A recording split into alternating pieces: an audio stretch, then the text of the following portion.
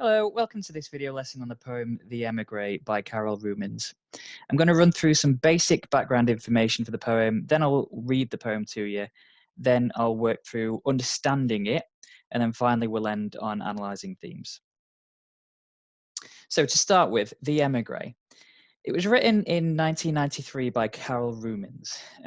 Rumens is known for exploring subjects such as gender, class, and cultures in her writing. Cultures is certainly something that we explore in this one.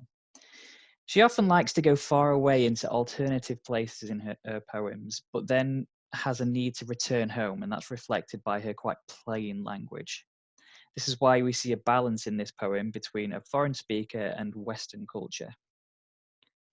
The word émigré itself is derived from French. It means immigrant, migrant, someone who's left their country, often due to politics or conflict. Now, Rumens chose a feminine form of the word, and that indicates that our speaker is a woman.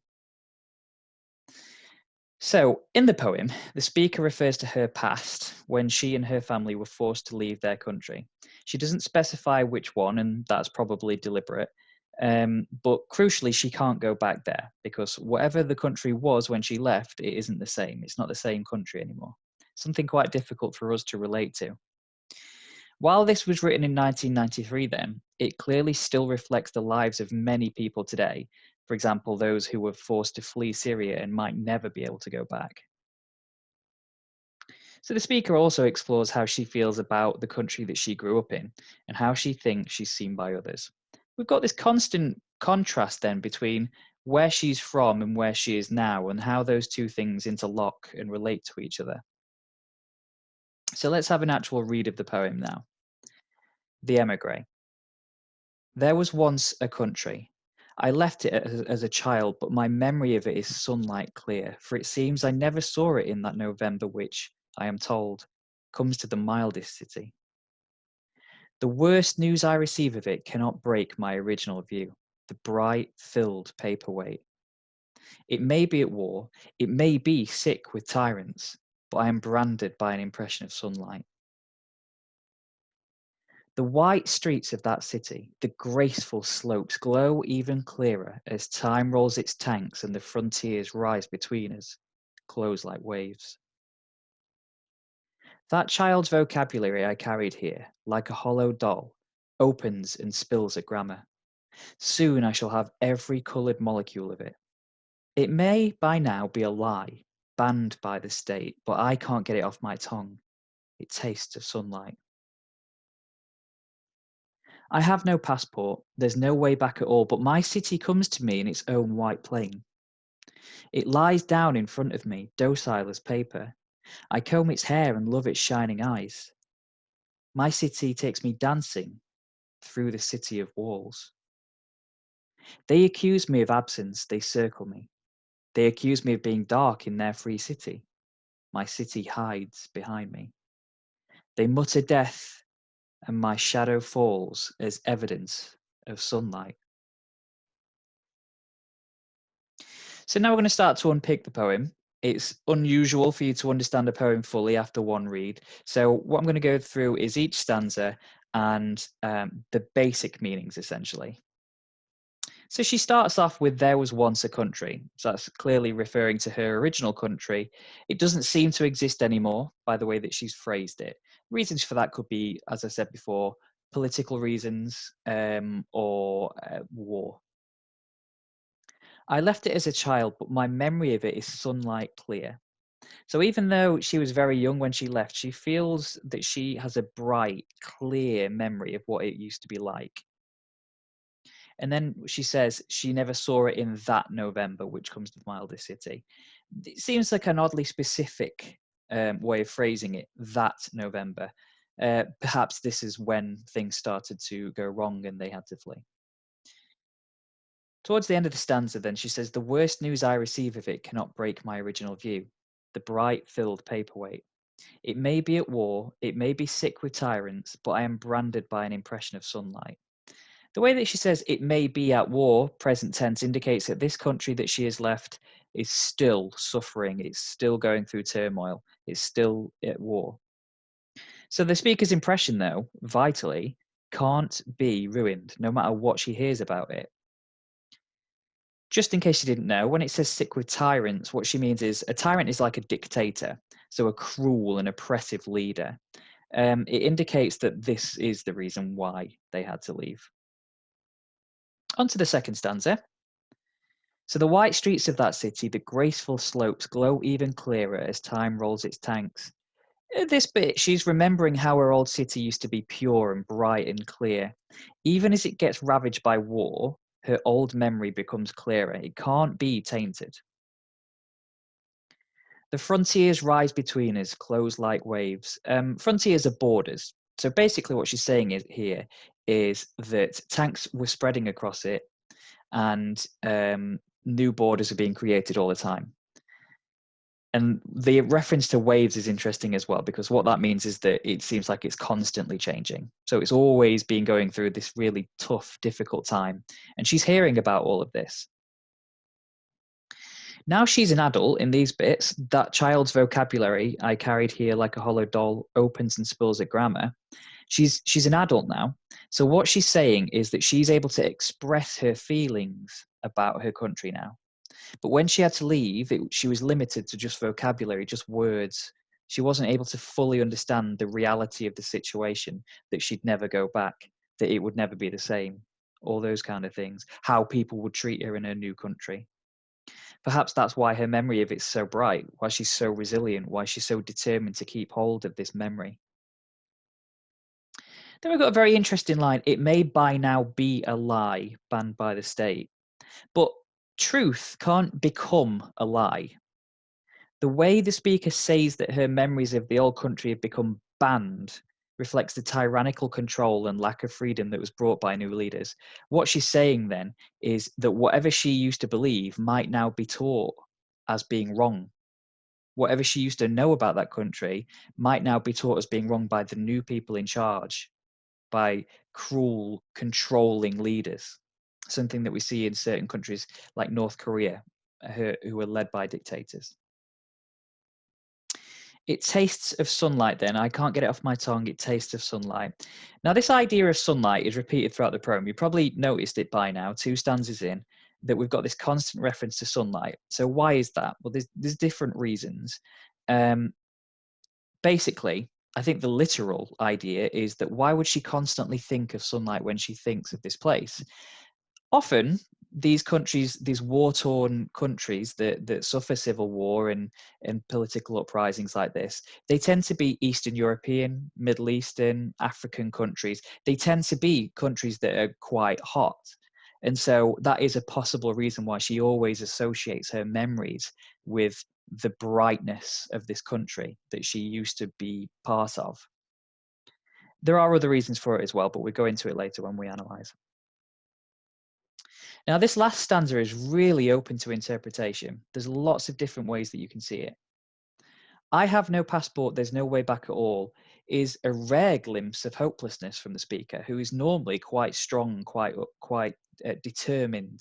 But she does admit here that it's impossible for her to go back. She can't go on there. And so everything about this country to her has to just be a memory. Again, it is implied that she can't go back because there probably aren't existing passports that she has anymore. It's not the same country that it was when she left. Now, very interesting, this next line. This is what sets us off on this kind of list of things that could mean different interpretations. But my city comes to me in its own white plain.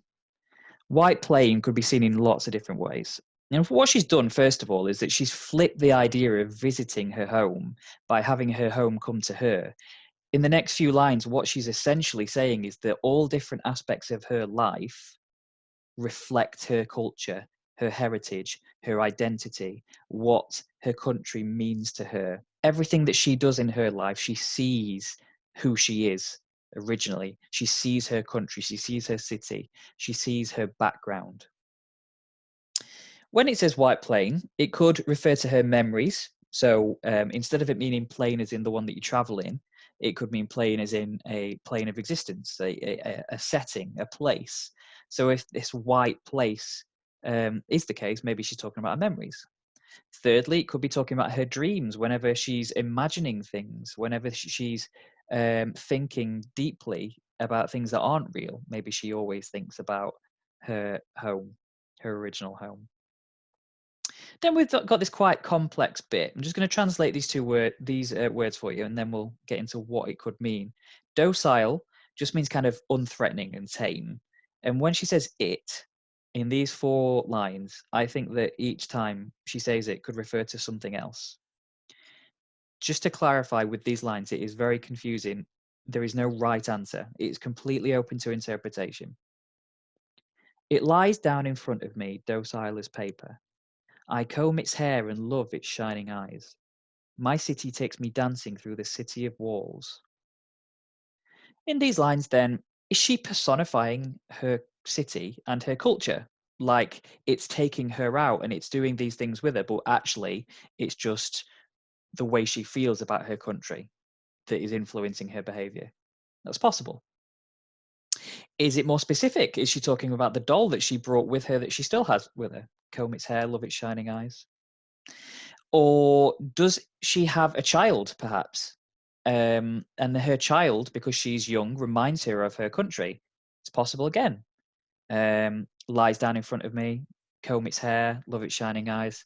It's definitely, all of these are possible, and it's just as possible that each line refers to something different.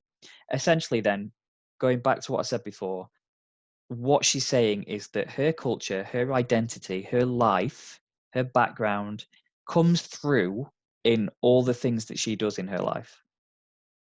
All her behavior reflects who she should be, who she should have been had she stayed in her original country.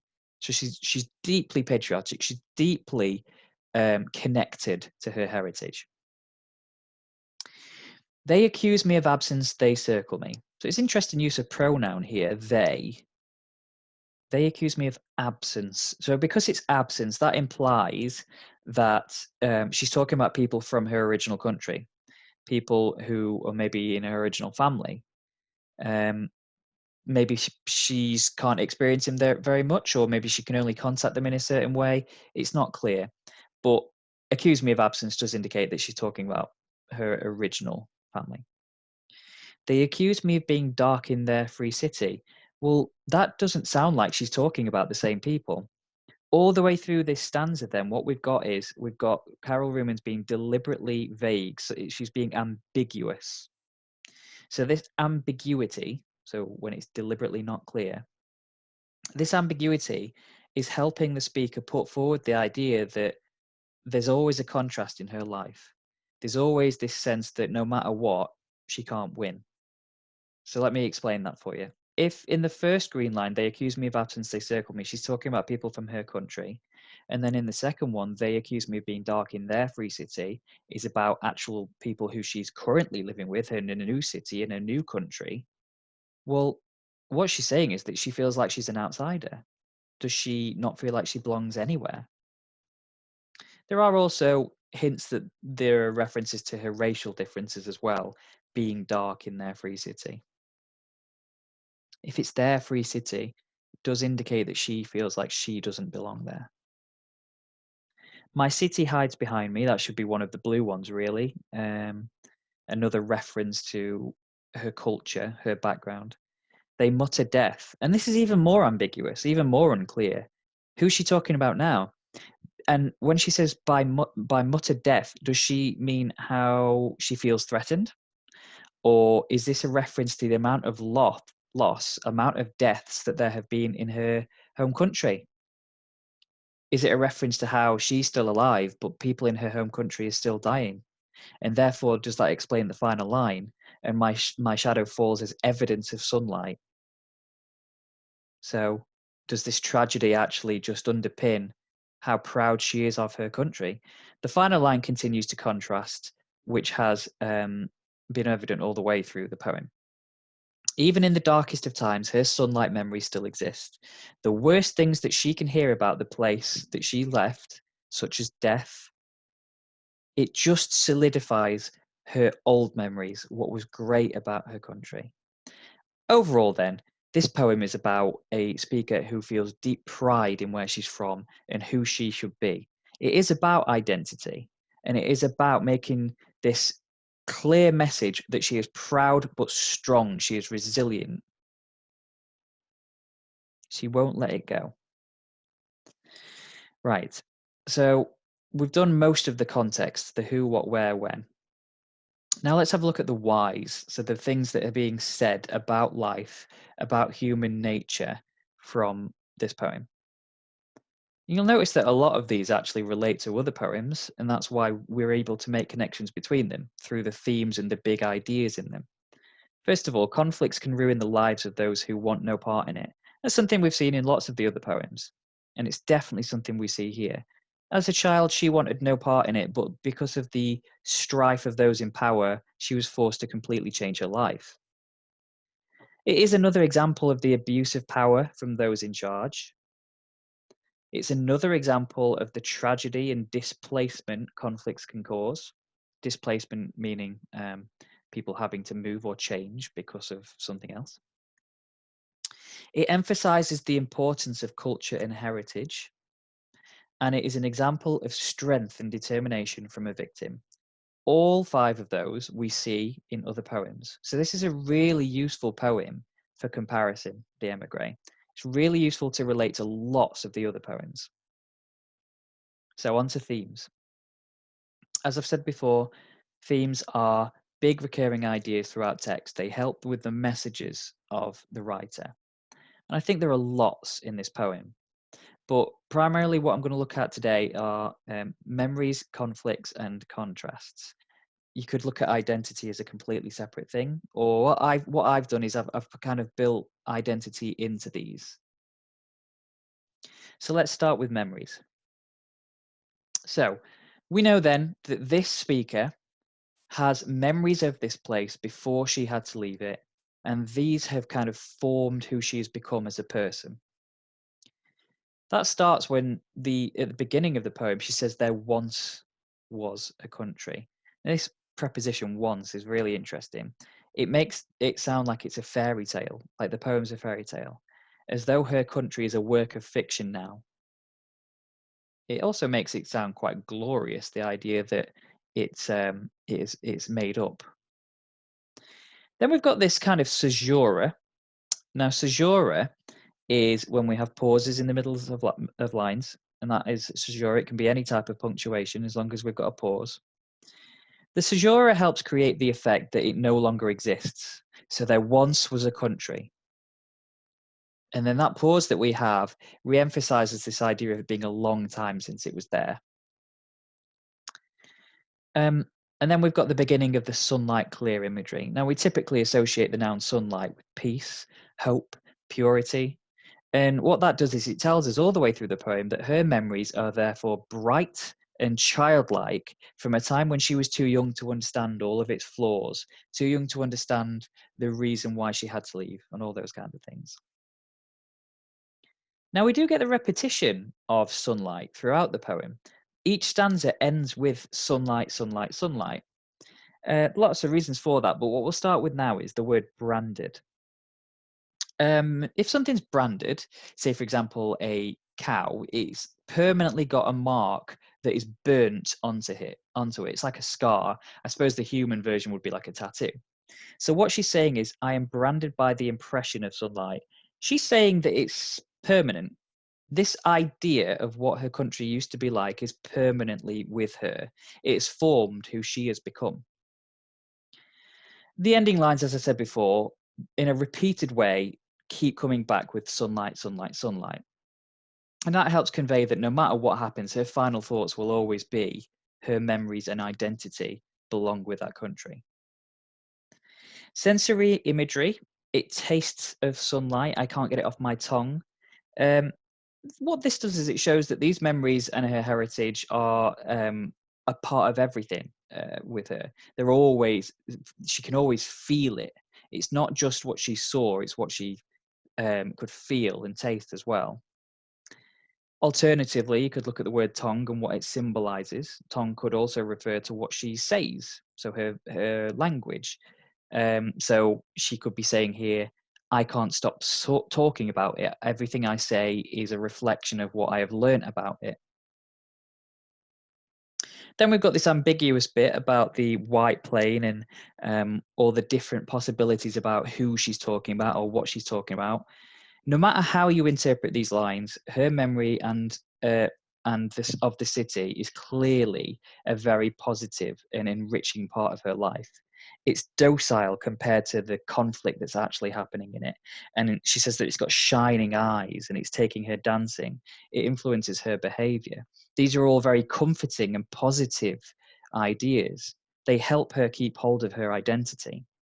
But then, very interestingly, towards the end of this little section, it has two structural features. So here we've got enjambment. Enjambment is when a line trails onto the next line without any punctuation. You may have noticed when I was reading the poem earlier that I was reading to the punctuation, not to the line. So this should be read, "My city takes me dancing through the city of walls." And then you pause here, and then the rest of the line you would say afterwards. So this is enjambment, and this is caesura because this is in the middle of the line. I've cut the rest of the line. So that's the middle of a line. So this enjambment and caesura. What the effect of those is, this enjambment and caesura, is that it isolates the phrase of walls. It's on its own on that line, and then it's cut off by the full stop. And so in this case, is she making the walls sound like a metaphor? Does she feel imprisoned, trapped in her current life? Even though she's living somewhere that's free, especially compared to her old country, does she feel trapped into who she has had to grow up to be instead of who she should have been because she had to leave her old country? So it's very like checking out me history in that sense, this sense of being denied who they were supposed to be. The white streets of that city, the graceful slopes glow even clearer. At this part, you might have noticed some of the word choices are very interesting. Um, we've got the adjectives white and graceful and the verb glow. All of these together create this impression of brightness and perfection. It makes her old city sound like heaven. So she's glorifying it again. So instead of fading, she says that these images grow clearer. Instead of fading like any other normal childhood memory, they're becoming sharper over time. Is this because the speaker's grown and understands the concept more, what it used to be like? Or more likely, is it just representing her resilience, her determination, her strength, her refusal to let go of what it was like? Onto conflict then. Now, the tyrants, this idea of what her country went through, this idea of the suffering is something we see in a lot of poems. This concept of bigger powers at play, people with power ruining the lives of those without it. She says that it may be at war, it may be sick with tyrants. And this is a very interesting feature used here. First of all, we've got the repetition of it may be, it may be. The modal verb may is interesting because it could represent all of the things that she's been told about the state of her old country over the years. It may be this, it may be that, it may be this, it may be that. All the different things that she's been told, she's saying, yep, it might be that, it might be at war, it might be sick with tyrants, but I still see it this way. And at that point, you start to wonder if she's just talking about the country or she's talking about her heritage itself. Slightly easier feature to talk about here, the verb sick creates personification, like the country is alive, as though the country is dying because of the tyrants tearing it apart. The speaker makes them sound like a disease, these tyrants, so sick with tyrants, which conveys how those with power are abusing it and killing it, and she is just one of many victims as a result. Time rolls its tanks and frontiers rise between us, close like waves. Remember, frontiers just means borders. So, time rolls its tanks. Time is personified here as well, in order to convey how many different conflicts there have been in her country, I think. So, time rolls its tanks could refer to the amount of tanks that have been brought out into this country year after year, different conflicts. It's constantly at war and is suffering. Alternatively, though, it could also mean the speaker calling time itself the enemy. So time is trying to take away this pure image that she's got of her country but she's fighting against it. It's her enemy, and she's fighting it to hold on to her memories. The way that she says that the borders rise and close like waves is interesting as well. So this is a simile, and it's used to describe the ever-changing borders of her whole country. Waves are constant and fluid if you think about it. They're constantly changing, and they're always happening. So they're always moving, but you can rely on them being constantly there. This might reflect what is happening to the leadership in her old country. It's constantly changing, but you know that it's always going to be there. It's always developing. Her country's frontiers, borders, are ever changing because of the terrible things that are happening there. Again, that reflects the sheer power that some people have in the world and the way that they can influence the lives of millions. It may by now be a lie banned by the state. We touched on this a little bit earlier, but the way that she says by now be a lie is really interesting because obviously we've said before, something can't become a lie if it was previously the truth. Now, the speaker presents the idea of truth becoming a lie as a fact here, and this represents the control of a dictatorship who could determine how people see the world around them. Again, this is another glimpse into the abuse of power that is present in the world, that certain dictators are controlling the way that their people see the rest of the world. Again, North Korea is a very famous example of how their people are made to believe that their leaders are almost godlike. Banned by the state, again, this verb emphasizes the control and cruelty experienced by those who remain behind. To a degree, she feels this sense of imprisonment as well later in the poem when she says the city of walls. So, contrasts. Just in case we're not clear what contrasts are, basically contrasts are when we have two completely different ideas opposing each other. They're always next to each other. It's kind of like juxtaposition, but it's not quite the same thing. So hopefully after this section it'll be a bit clearer.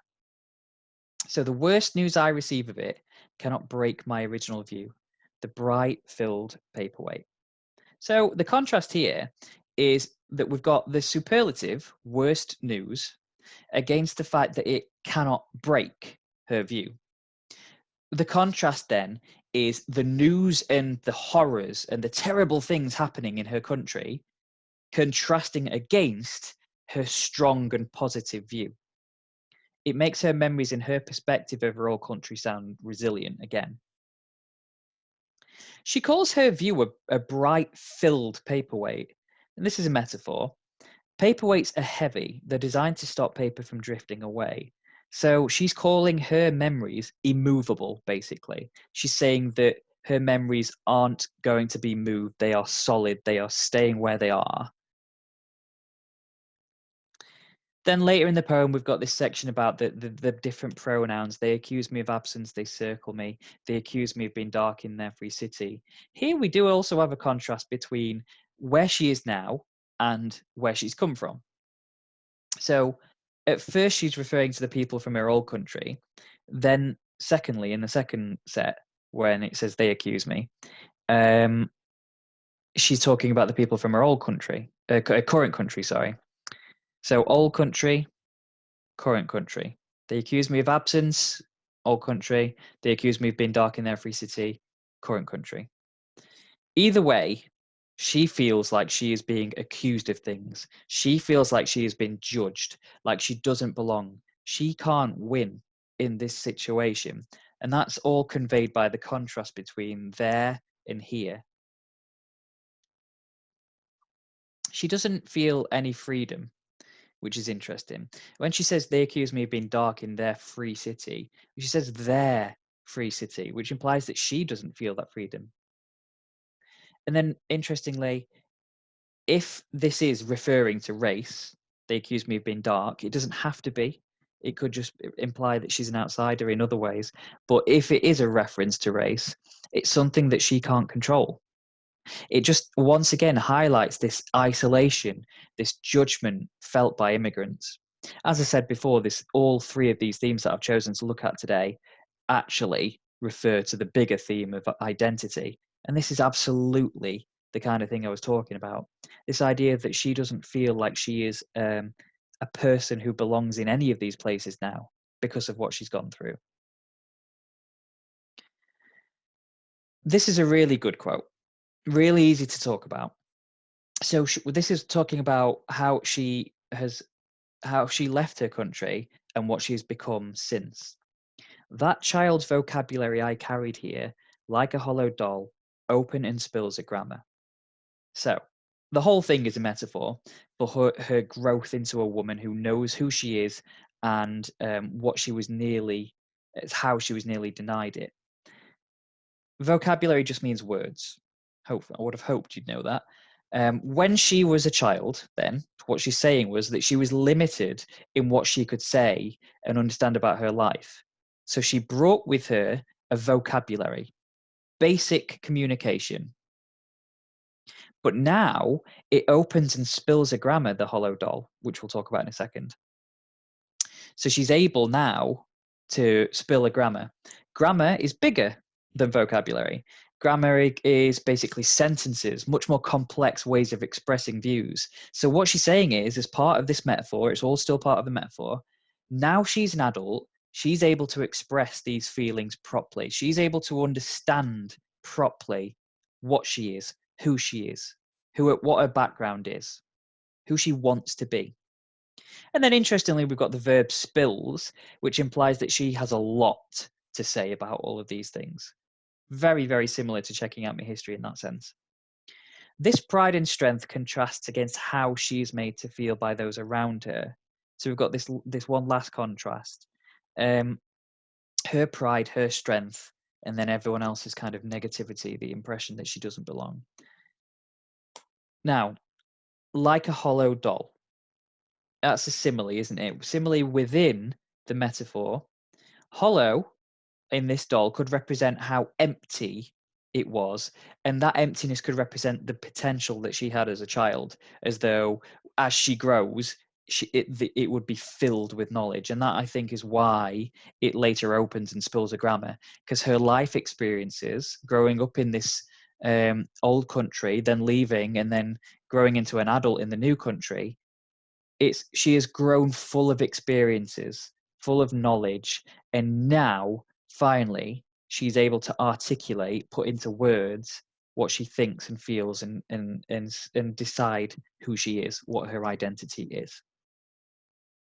So that was the poem. Essentially, it's another poem about identity. It's another poem about conflicts, how conflict can influence people's lives and how it influences who they become. Hopefully that helps. If you do need more help, you've got these resources to help you. There's the revision drive that's got loads of resources for other poems as well, but there's also revision guides on there. Your teachers are experts, remember that. And then there's lots of useful websites that will help you, especially genius.com, which talks you through the annotations. As with the other videos, this wasn't everything. I blasted through it. There's a lot more to say, a lot more interpretations I'm sure that your teachers will have that I didn't get time to go through today. But I hope it was useful. Thanks for listening.